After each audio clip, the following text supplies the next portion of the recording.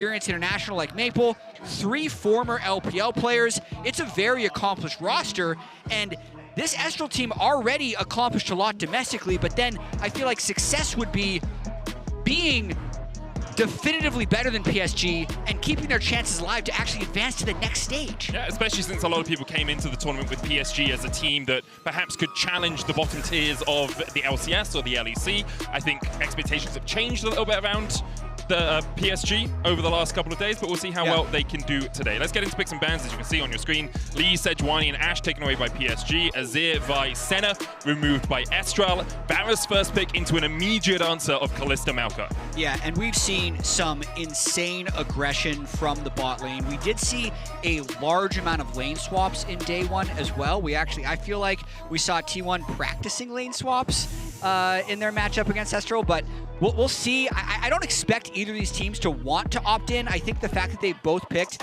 strong laning 80 carries in Varus and Kalista means that they can match up a little bit against each other. I think a lot of times lane swapping is to bypass the laning phase for something like a hyper carry, and currently we don't see that. And there's always the question about what top laners get picked as well. If you see something like a Rumble or a Twisted Fate get locked in, then sometimes you lane swap just to put them behind where you have a tank who can just scale into the game via levels rather than through getting all that gold. Taliyah and Wukong locked in for PSG. Once again, they have a team fighting composition on the horizon. This is what PSG love to do. Estral, I wonder if we'll see support here. Could, of course, look to mid lane to try and answer that Taliyah. Yeah, I would expect Cody to match with something right now. We saw his Ari already. If you look at what he was able to pull off domestically, he played, probably every champion. I looked at his Games of Legends, and the number of champion icons was larger than pretty much any player I've seen. But the Neeko here is actually, I think, a pretty intelligent flex pick. It could be played into the Taliyah. I think maybe more likely that's going to be Ackerman joining the Kalista in the bot lane, but they get to hold that flex as long as they want. Having watched Estral, I do think they're better when Ackerman is on more of a tank engage. Obviously, Neeko does give you engage tools as well, especially with the Fate's Call, but I like to see him on something more like the Rel, the Nautilus, someone who has a bit more beefiness when they go into the middle of the fight. We'll see, as you say, where that Neeko goes. We've seen a lot of Kalista Neeko lanes over the last few months, especially T1 bringing it out with Guma and Carrier. Tristana bound away by PSG, trying to pinch possibly Cody's pool in the mid lane. Rumble and Nautilus taken away by Estral. Yeah, I do find this meta really fascinating, actually, just because, and I also do blame G2 for the lane swapping. Yeah, I know it happened first in the LPL, but G2, I think, the fact that we saw T1 already basically practicing lane swaps in the play-in stage means that it's here to stay. And it just creates so many odd questions as you move into this phase of the draft, because you're wondering, like, the top lane pool that you can blind pick is different. We see another TF ban coming through right now.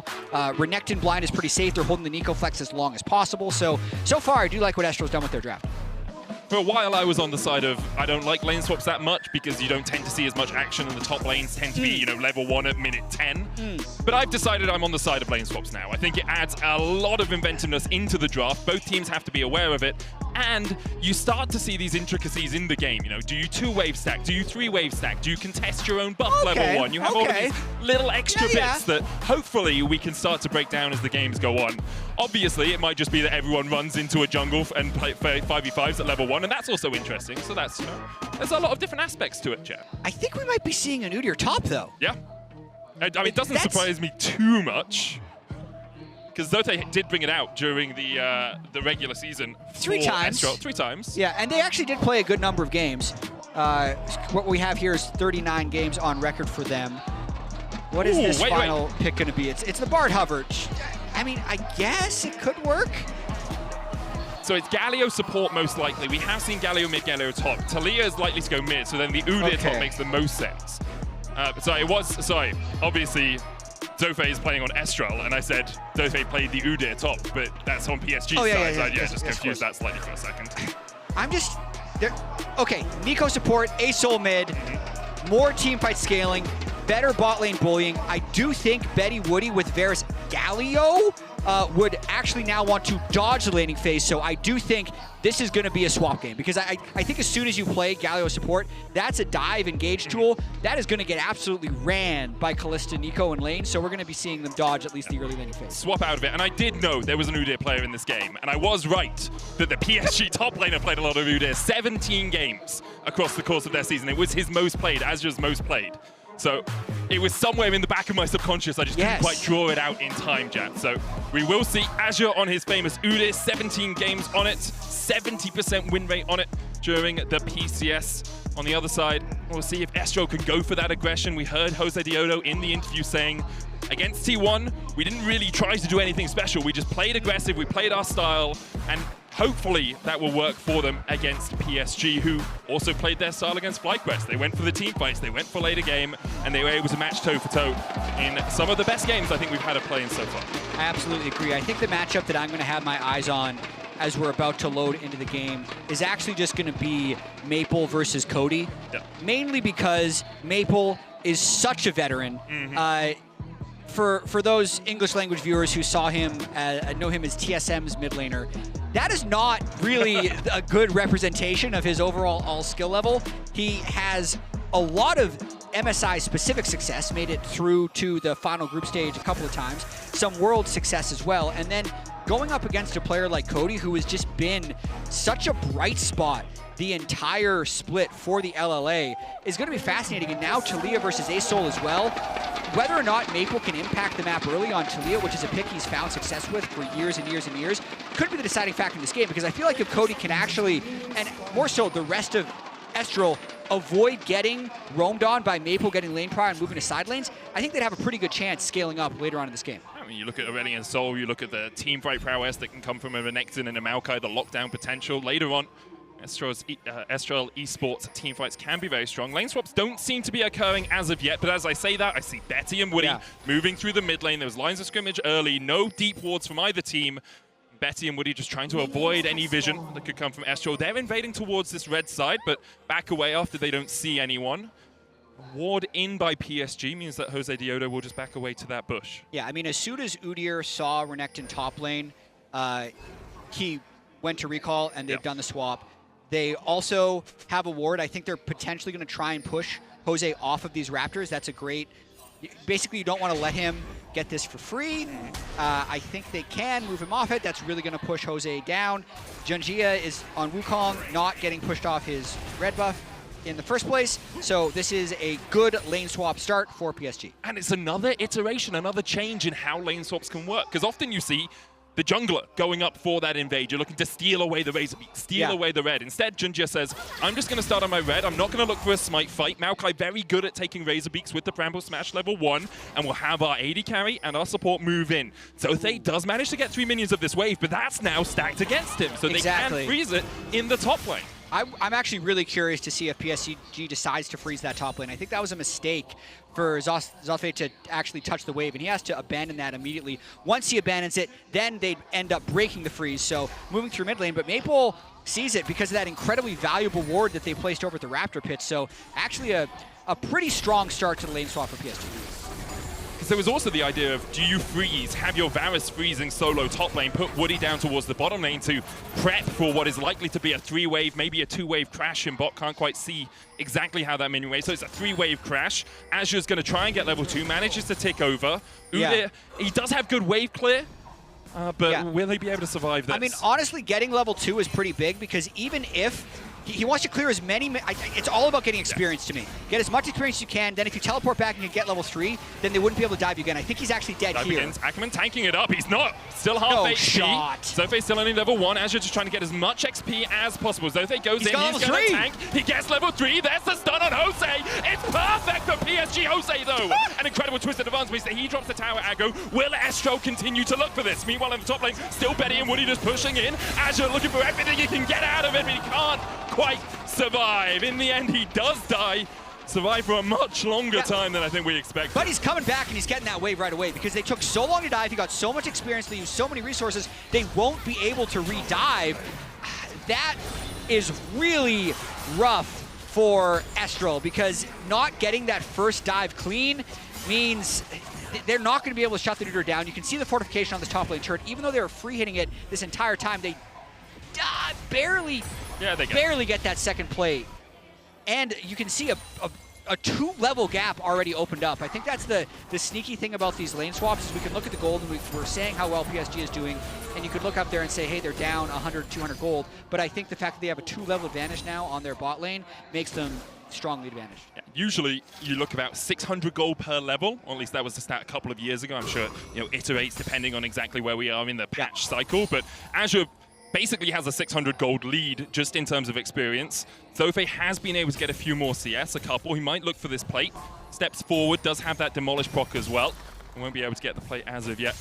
Meanwhile, Betty and Woody now going down towards the bottom lane. They avoided the early Hail of Blades threat that is Kalista. They got to level 3 themselves, and now Woody has all of the tools to disengage a fight, which he wouldn't have had if this was the level 1 lane. Yeah, and I think more importantly, he has the ability to engage a fight as well, and you can have gank threat against a ranged bot lane. So that's kind of, I think this to me is the acceptable form of lane swaps actually, because you're not just swapping infinitely with no interaction. It's for a specific strategic purpose. It's to make sure that your melee support doesn't just have to twiddle their thumbs for and get auto attacked for like half your 3 minutes and then get dove at level 2. They're actually at level 3. Sure, they're still losing the lane a little bit now, but that wave's going to crash. They should be able to defend it and then pick it up once it crashes. JunJia coming in as well. No vision. Or no ward, at least in that tri-bush, but there is a sapling there for Snacker and Ackerman, who will be safe enough if JunJia looks for the gank. Elsewhere on the map, actually, honest, relatively even. A lead for JunJia in the jungle. He's been able to just farm up with Azure surviving in the bot lane while Josedeodo was looking for that gank. Azure has a slight lead in the top lane, the XP about a level ahead, but what's the rest of the map? Relatively even between these two teams through 6 minutes. Yeah, and I think we're going to have to watch to see if Maple can have any influence now that he's at level 6. I'd say Cody done very well in this lane already. This is one of the lane swaps where we actually didn't see many people just bypassing mid lane, messing up the wave state, and then moving on. So it could still be absolutely anyone's game despite that experience advantage we saw early. Level 6 versus level 4 now for the Udyr versus Renekton. But ultimately, I'm Team Dragon in the Dragon versus Grubs trade. Okay. So I would say that specific interaction, I would favor Estral and Jose being able to get that Dragon. Do you have a chant or anything for them? For Team Dragon? Yeah. I haven't worked it that far. Oh, Maple caught out. Falling Sky coming down as Cody takes the kill. Ackerman positioned it, well, it's Ackerman takes the kill. Positioned himself well to land the Tangle Barbs. Maple did have the flash, but didn't have time to use it. So, I feel like Maple's asking the same question I am right now. Why was he there? Why was Neeko there? Because they just did a Dragon for Grubs trade. You're not contesting the Grubs. Yep. So, great roam. Insane play. That's amazing to be able to pick it up. Shame that the kill didn't go over to Cody, but that is such a good kill. And Maple, I think, is just shocked, actually, that he's even there, because he should just be reset. Maybe he's in mid lane to just decide if there's a lane swap, but he did not expect him to be through that part of the jungle, especially with all the prio they had. Udyr was up towards the Grubs. There was no logical reason for him to be there, but he was there and it pays off. What a great kill. Zothve almost losing out to Azure here. Pops the Dominus just in time, but JunJia is waiting in the wings. Zothve can only stand and watch, tries to slice, tries to dice, but even with the stun, he manages to escape. The Weaver's wall will block him up. He's dead now. PSG brought enough numbers, and Zothve burnt everything to try and get away. Yeah, actually really cool what happened there. So the reason that he was even able to live in the first place is they were trying to give the kill over to Wukong just so they could generate more total gold, not necessarily so they could deny Udyr the gold because they wanted the kill plus assist. But then he's able to stall it out just a little bit. However, I feel like it ends up not mattering. Maple was there anyway. He gets a little bit of assist gold too. Actually ends up getting the kill, and they're still able to pick up plates afterwards. It was also a good move from PSG's bot lane. They pushed in bot, and then they rotated to mid as Maple moved top, so you're covering both those lanes. Now the wave crashes in bot lane, and Bessie and Woody are here to accept it, meaning you don't lose that extra wave of experience and gold that you can do when your mid laner roams away from mid. Yeah, and just kind of touching back on the ramifications of that early lane swap, the biggest advantage is currently the Udyr versus the Renekton. That's not going to matter in a bit. Yeah. When you're level 12 versus level 11, Udyr versus Renekton, nobody cares. What it did allow, though, was Betty to make it to this stage. It's cool. Flashed away by Betty. And Woody tries to buffer the Justice Punch. Chain of Corruption coming out as well. Woody with a damage reduction, able to flash away in time. Josedeodo goes in, but the cleanse came out. Zothve being chased out by Azure. It matters right now, Jatt. Even if it won't matter when they get a couple more levels, Azure's showing why he's such a competent player on this Udyr. I mean, yeah, maybe it's actually going to be the deciding factor in the game. You never know. If that can continue, if he keeps that wave frozen enough times, and if he can get enough side lane advantages to make the move first. This mid lane play, though, by Cody. I think it's just Stardust harassment. He doesn't have enough mana really to do anything more. Does have the flash. Maple might look for the seismic Maple could shove. Go for something.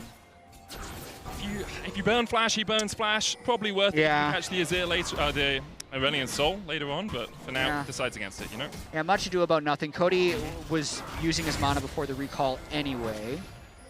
Gonna watch this solo kill one more time. So really, Renekton is just trying to get the wave in.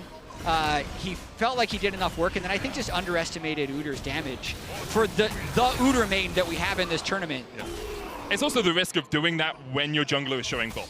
Yeah. Because Azure knows that Maokai is bot lane, knows that he can just run at you. If Josedeodo shows up, that becomes a very different state of affairs. Azure maybe escapes, but probably isn't able to kill you in the 1v1. So a lot on Azure's shoulders alongside Maples here for PSG. They're the two players of PSG with a kill. Dragon up in about a minute's time. It's Ocean Drake. Grub's up in 30 seconds. PSG will be looking to get to 6. Udyr obviously a good split push threat as well, if he can get those 6 grubs under his belt. Yeah, 2 levels up, 400 gold up in the matchup. That's the majority of their lead in this game. Betty and Woody both having no flash makes it very difficult for them to play this game and stop Estral from stacking Drakes unless we actually see the Udyr teleport in for the next Drake fight. But I think if you're Estral here, you're just trying to control bot as much as possible. I like this recall timing from Cody. He can go back. Still had the teleport. Good interrupt there by Maple. You'd love to be able to get your first item spike if Cody can just get a little bit more gold before this Ocean Drake fight. Rylai is so powerful on Aurelion Sol. Yeah. Well. The ability just to permanently slow your opponents and get multiple of them off in a fight. Seismic shove wide there as Cody will accept this wave in mid. Next wave probably about 20 seconds away, meaning Cody can just recall after this. With Maple moving down towards the bottom side, maybe looking for a Weaver's Wall or just setting up around the Drake. They have a tiny window here while Cody resets. Exactly. That's why that interrupt on the original ASO recall was so big, because it actually buys this timer to push Snacker and Ackerman back into their turret and makes it more difficult for Josedeodo to actually get river control. Seismic shove on Cody. Again, it's just trading health bars, trading mana bars, not really too much happening there. Azure and Zothve do both have TPs, obviously both have ways to cancel the opposition's TP as well, as JunJia now with Woody and Betty push in the bot lane, push in, get a little bit of vision around this jungle, trying to contest this second Drake. Don't want Estral to get 2 under their belts early on. Yeah, so Cody finally getting, looks like he's going to go back to base and be able to pick up his Rylai's and is currently saving his TP. I will say, though, that top lane is becoming a bigger issue as well. Here comes an engage. No flashes. Flashing forward, Betty with the cleanse. Justice Punch in. There's the double taunt. TP's now invested on either side. Bates call. But JunJia can't find more. Ackerman. They're in there. Goes forward once again. The falling star not enough to chunk out Maple.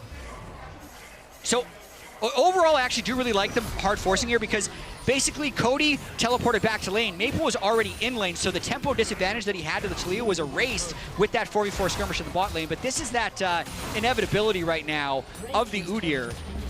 1 full item completed to just a Caulfield's Warhammer. Unless they send help up, he's just going to keep extending this lead. There's no way to actually move him from that position. And he's got the threat of teleport right now, so PSG are the ones that are going to be able to pick up this Drake. Woo! And I'm wondering what Estral do about it. Right? Do you send Jose top? Do you try and contest around these grubs, get the push out, maybe bring your AD carry up towards the top side as well to push for that top tier 1 and contest the grubs? Because JunJia just got a Drake, not for free, obviously, because there was a sequence of events in bot that led to him having the pressure on the map to be able to take this, but with no pressure on the top side from Estral, which is what you really want to see, right? If JunJia is on the bottom side, get your support, get your jungler into the enemy jungle on the blue side of the map, and get some vision in so you can actually contest what would be the next neutral objective in the form of grub. Yeah, absolutely. The Renekton is just so far behind the curve right now. And I do also wonder, with the lethality Kalista, if this Udyr is going to be that unkillable for probably until about 30 minutes into this game. There's a lot of weight on Cody's shoulders, really, to put the damage down, right? Which takes a while.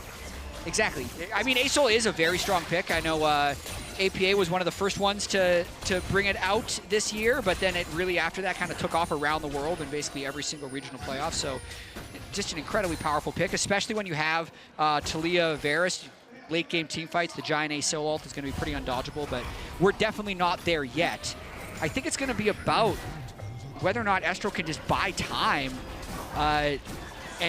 and hold this Udyr at bay, as he's going to be, I think, moving around the map, taking a lot of turrets. It's going to be very difficult as well, because PSG have tools on the rest of their champs to stop you from buying time. They have the Wukong going in with the Cyclone. They've got the Seismic Shove, Chain of Corruption. They've got the Galio taunt. Like, how are you going to escape all of these tools, especially when your flashes and your cleanses are down? Snacker, cleanse, still about quarter of the way off. There we go. Down. Good engage from Josedeodo. That was gorgeous. Beautifully done. Flash across the wall, get the kill in mid. And there's also the damage you have from the Lethality Kalista, how quickly they were able to kill him. They can move up and contest this Rift Herald as well. No second grubs this game. Rift Herald instead the target for these two teams. It was just leashed by PSG. JunJia trying to get in here. The Nature's Grasp will stop him from getting any closer. Rift Herald secured for Estral. Yeah, Cody with the big A Sol ultimate as well to be able to try and keep this mid prio. Really close game, and this game I'm hoping is a little bit indicative of the closest in the series. One surprising thing to me about this game is actually how low the action has been thus far, considering both teams actually have so many trigger pulls, so many different ways to start fights. I think the lane swapping is definitely part of that, reducing the lethality early on in the game. But I think now, as we move towards more and more consequential Drake fights, we're going to see some pretty explosive engages. Both teams just playing towards their win conditions as well. It's relatively good scaling on either side. Obviously, the Aurelion Sol only 130 stacks so far. Usually about 20 minutes, you're looking at 200, and then after that point, at least 10 a minute. Looks like Cody is going to be a little bit delayed on that as PSG step in. Does have the skies descend, not back with the seismic shove, into the taunt, into the chase, the cyclone, a tempest for PSG as they find the enemy mid in the jungle.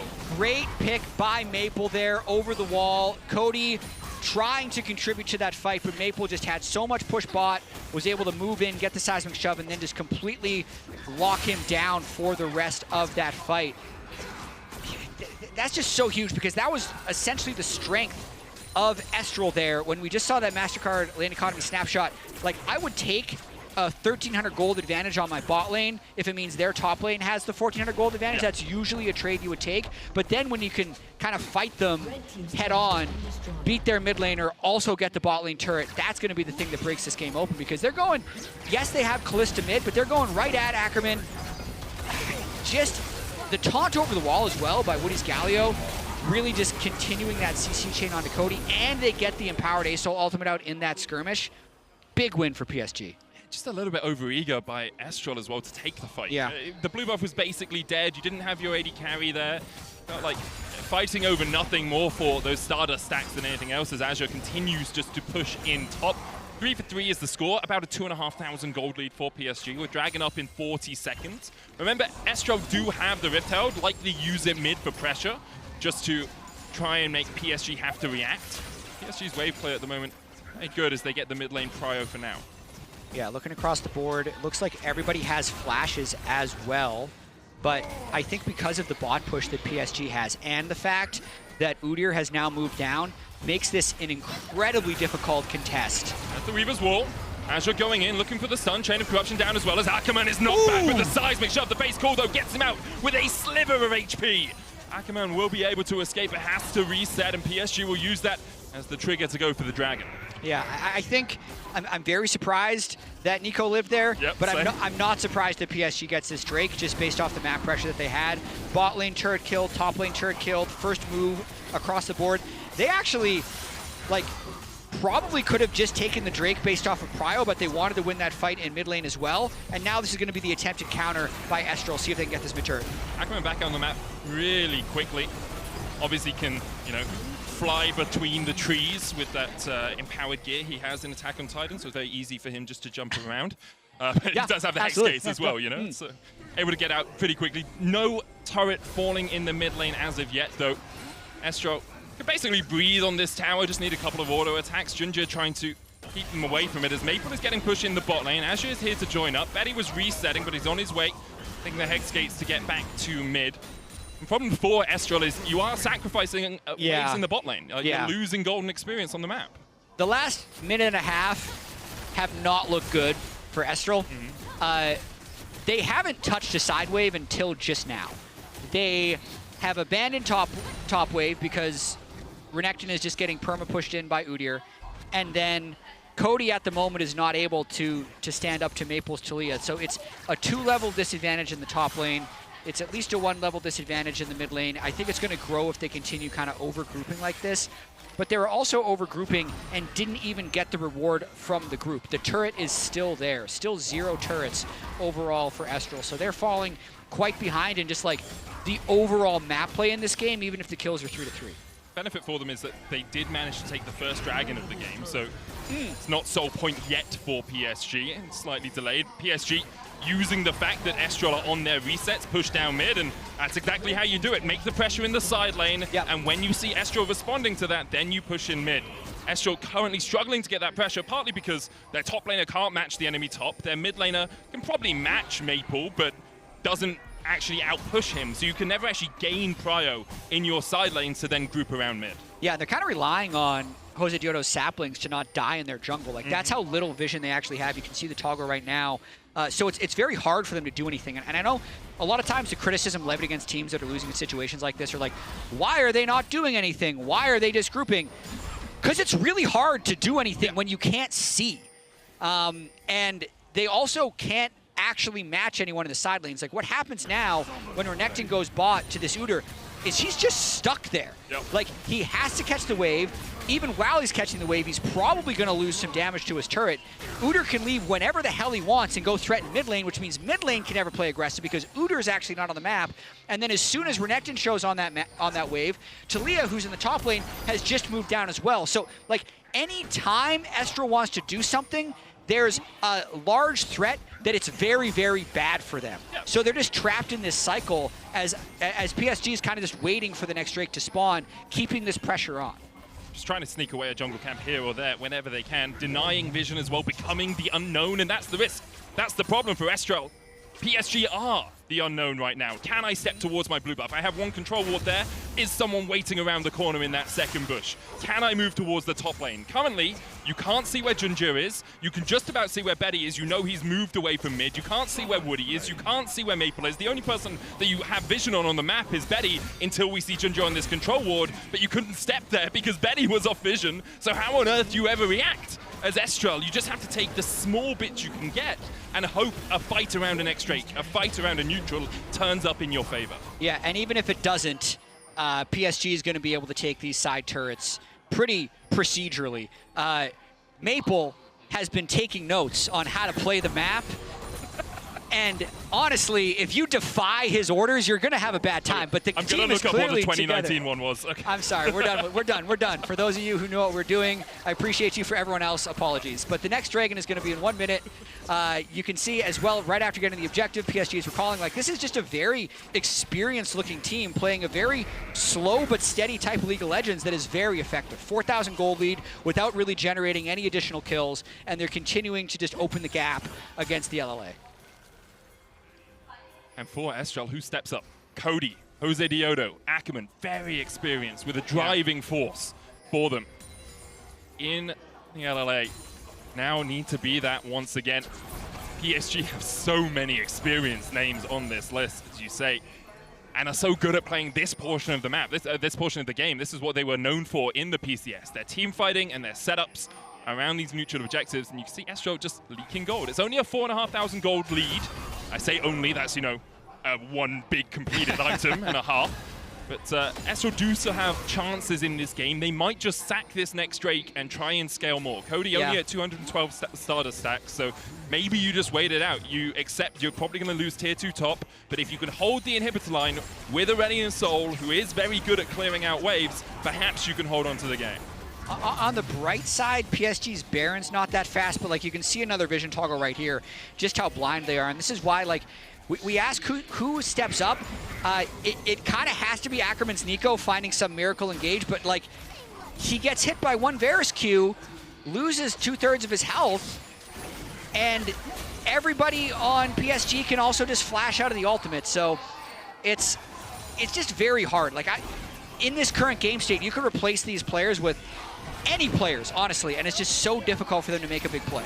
Just stifled out of the game. Maple putting the Weaver's Wall down. Azhi trying to step forward. Ackerman half HP. He dashes forward looking for Azhi, but this is just PSG chipping away at Estral. The goal is, you know, it's to kill people, but if you don't kill anyone, as long as you get a couple of people low enough, you can just turn your eyes towards this dragon. That's exactly what PSG want to do. It will be their third of the game. Hicks Sol point, and then they will likely reset, go towards the top side, get more vision, get more control wards, and start to play for that top lane tier 2. My goodness. This is dominant. Yeah, it really is. I think it's a lot of it comes back to Cody perhaps getting caught around that blue buff, and after that, PSG just haven't given Estral the chance. Also, the Rift Herald not taking mid tier 1 was huge. Here goes Ackerman, who double flash away into the hero's entrance phase, call out. Good fight from Estral so far, but they still can't quite find the kill. I mean, that's a pretty good look. Now they're in trouble. Azhi's on a huge flank shielded around. Taunt going out as Ackerman is the first to fall. Zothve getting locked up as well as the Cyclone on the backline means that Snack has to flash the wall. Zothve will fall, and you could see in Estral's eyes that small glimmer of hope immediately extinguished by PSG. Oh, the Udyr coming in the back door there is actually so clutch because, like I said, you can see why it was a good look. They got every flash out of PSG during that engagement, but it's going to cost them mid-tier 2. I thought it was actually going to cost them Baron as well, but they opt to just take the small victory and continue running their game. Like, let's watch this one more time. They see Betty Maple here. He is a minion. They move up a bit, and he actually catches both of them in the original stun, and they chain it with the Asol ultimate, but then, like, the rest of the team, just not enough damage to follow up. And the teleport in the back there with a 3,000 health Udyr, you're not killing that guy. You're never going to kill him, and after that, it's just clean up for PSG. But this is also one of the risks of being behind in a game like this, because you don't have the time to methodically go through your jungle and clear vision. So even though you have a control ward in the bush, there's a ward behind that control ward, which gives Azhi the ability just to TP behind you. And when you look for the engage, you have to have ticked your boxes, you have to have crossed your T's and dotted your I's. But PSG, just running it through by the numbers now. We'll set up around this top side. Have already taken the other tier 2s on the map. This is the tempo play we talked about after the Dragon. It didn't materialize because Estral went for the play in mid. Yep, so 5 turrets to 0. I think will fairly soon be 6 turrets to 0. I do weirdly feel for Cody's Asol in this game because it is so out of place with how the game is going. Asol is one of the best front-to-back mages, but when they're losing every lane in the mid game, there just hasn't been a single moment where he's been able to actually have the proper setup to zone control a fight. And even that last replay we just saw, like, he's trying to fly in and dive with the Asol. It's just really hard to execute, and PSG is really kind of putting on a clinic here in game 1. It's a small window for Estral. You mentioned it, all the flashes burnt on PSG. Does mean that if you get that CC down, very likely to stick. Estral might look for the play. Have no flashes of their own either, though, so it becomes a little trickier. Josedeodo's flash just off cooldown, though. Nature's Grasp into flash. Engage here's a possibility. Tangle bars across the wall. There's some forward. Snacker not yet with the team as Josedeodo just absolutely Jose deleted by PSG. The jungler down. Although, I do feel like they're still going to want to fight them. They have to just lean into the desperation right now and go. You have Fate's Call Pop Blossom. JunJia taking a little bit of damage from the Baron, was buffed. Astral flied across by Cody as Ackerman looks to step forward.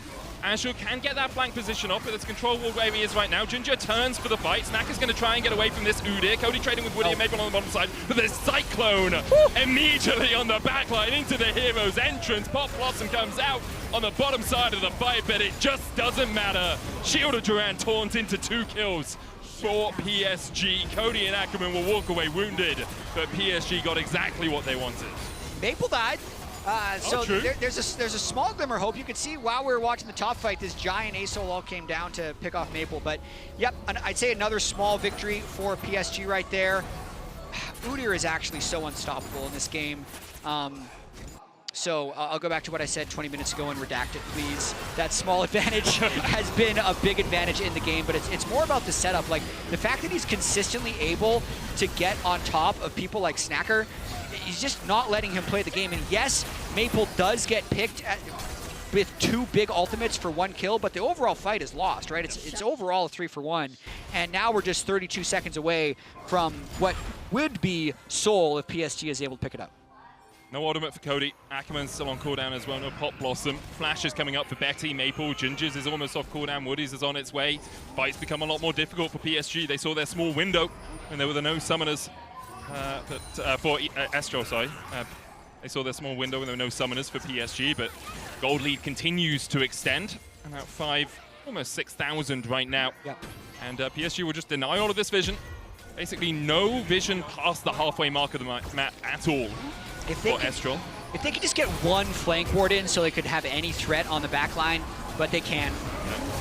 There is the Hex Soul taken. Nature's Grasp coming out as well. Zothve looking for the fight. Woody trying to get on the backline. Shudadran Taunt goes in as JunJia tries to get the Cyclone down, but can't quite get onto the backline. This could be the fight for Estral. Can they turn it around? JunJia using the clone to get out of there. Zothve trying to dash and slice and dice his way to safety. Azure still chasing forward. Pop Blossom lands on 2. Cody going in. The skies will descend, but Cody might go with them. Pops the stopwatch to buy himself a second. Snacker trying to get away from Azure, who is still somehow full HP.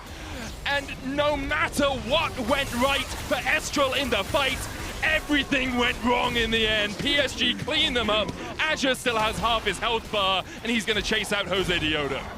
What a performance here by PSG in Game 1, making it seem so hopeless for Estral this entire time. I don't actually think they win off of that fight, but they win off of that fight. They have Sol, they're going to be getting Baron. Betty is just taking his time up the mid lane. They're going to have their cake and eat it too, with Udyr and Taliyah shredding that Baron while Betty takes this turret. They are dominating in this Game 1. Red team's turn. And for Estral, you're looking at Game 2 now. How do you bounce back from this situation? A lot of these players with some experience on the international stage, but PSG currently just more than their match. Yeah, and I think a lot of it just has to come down to macro. Like, we look at this draft at the very start as we watch this fight play through one more time, and it's just too big of a gold gap. Like, JunJia's Wukong, you think he's low, but you look up and he's got an extra 1,200 health. Udyr's health bar never drops below half.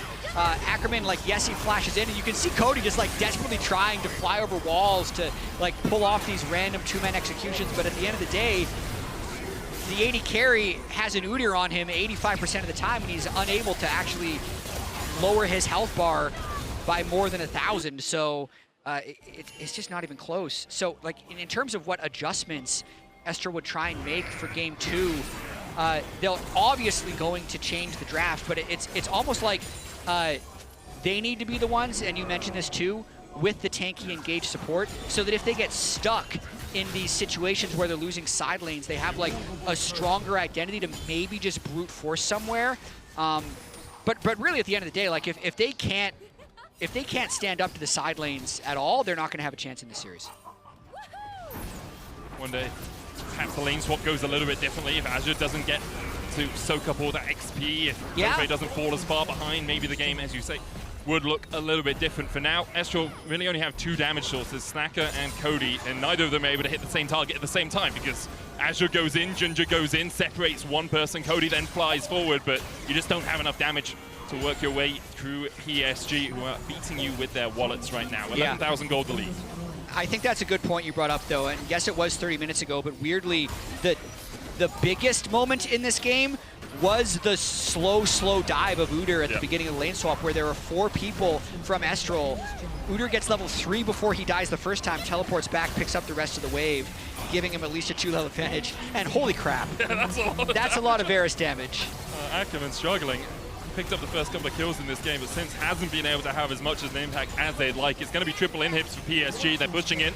Only cannon minions bolstering their attack right now. Estral trying to defend against it. Azure looking for that 3rd inhib. Zothve takes half his health and then backs away to the fountain. Pop Blossom. Maple pops the stopwatch. Woody forced away, but the Hex Soul doing so much work here. You can see Cody trying to escape Hero's entrance in. PSG unrelenting. Will push through the Nexus towers. Estral one last bastion of defense, but they just can't find it. Zothve is kicked into the team. Will take down one, his first kill of the game. But in the end, it is PSG who will go 1-0 up in the series. Really solid play from them from start to finish. They draft for the lane swap. The Galio support, the really, quote, surprise pick, but ultimately, I think it was the Udyr that really controlled the tempo of this game, completely immovable, giving them first setup for every single fight, being completely unkillable in the team fights, and then, even though they gave up the first dragon, strong objective control throughout. It was 34 minutes, but I feel like they were always in control of this game, and they're now one game away from that rematch with FlyQuest that I know they want. Yeah, it'll be a very exciting rematch to watch as well. One of the closest series we have had so far here at MSI. For Estral, though, have to buck things up going into Game 2. Can they turn their fortunes around? Can